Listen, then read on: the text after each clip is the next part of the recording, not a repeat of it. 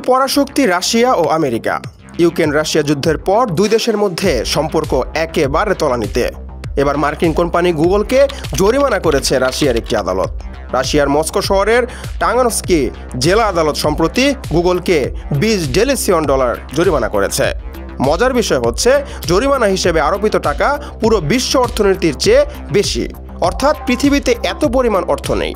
গুগলকে জরিমানা করা হয়েছে কারণ গুগল ইউটিউবে ইউক্রেন রাশিয়ার বিশেষ সামরিক অভিযানের বিষয়ে ভুল তথ্য সরিয়ে নেয়নি।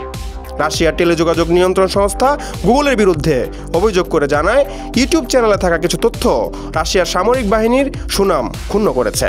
গুগলে যে জরিমানা আরোপ করা হয়েছে তা দিতে হবে কিনা তা নিয়ে প্রশ্ন উঠেছে।